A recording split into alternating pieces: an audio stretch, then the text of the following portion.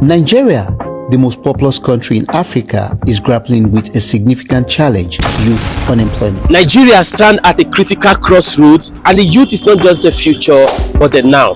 My biggest hope and my dreams, or let me say the biggest hope, is to see when the country will be in a good shape, that a lot will be happy. My greatest hope is to see Nigeria better.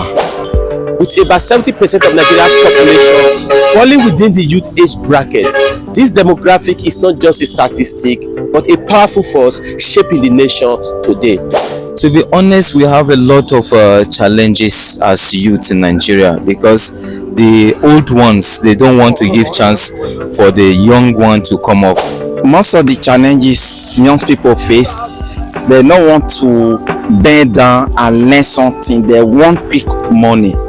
We have a lot of graduates with doing nothing to do, and you will see a lot of people holding a position in the government, and they don't want to give the small chance for the young one. As the National Youth Conference set to kick off, the big question remains: what kind of Nigeria do the youth want to build? Now, the government is organizing a National Youth Conference where the youths can now have to deliberate on what they want for themselves. If you have opportunity to speak in that National Youth Conference, what is one issue you did like to raise? The one issue that I want to raise is the same thing: allow us, the youth, to have a say. Not just because for you are telling us we have a voice, while we don't have truly, by sincerity. So if I will raise my one voice, is that allowed us, the youth, to rule, allowed us to do the needful. The most important things where I would like to raise for the president to hear, or our leader to hear, to do something about this killing. Particularly this killing is going on the middle belt. It's not funny. It's not funny. What way do you think the government and even the private sector can help the youth, or help us support the youth of Nigeria today in terms of education, job creation, and even digital innovation? Like that one is, to my own aspect of view, is by bringing some of those expatriates from outside, especially people into electricals, like my job. So bringing on a factory, building some youth to have what they will do, you understand, and another sectors, and give them what they want. A lot of the youths go drop their guns, go drop their arms. If the government is ready to take the youths, as they don't want to use them as political toys.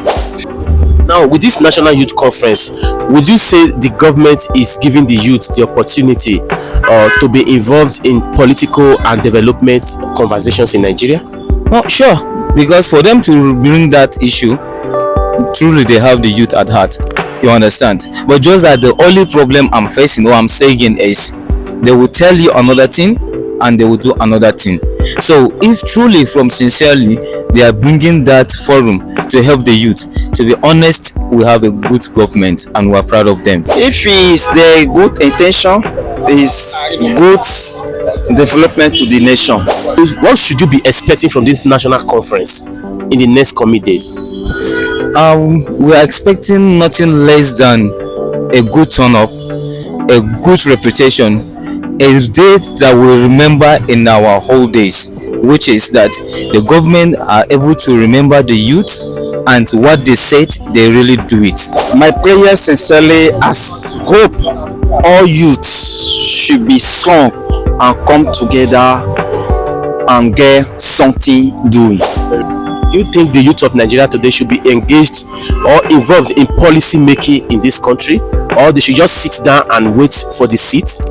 No, they should, because when you bring them young, when they grow, they become perfect.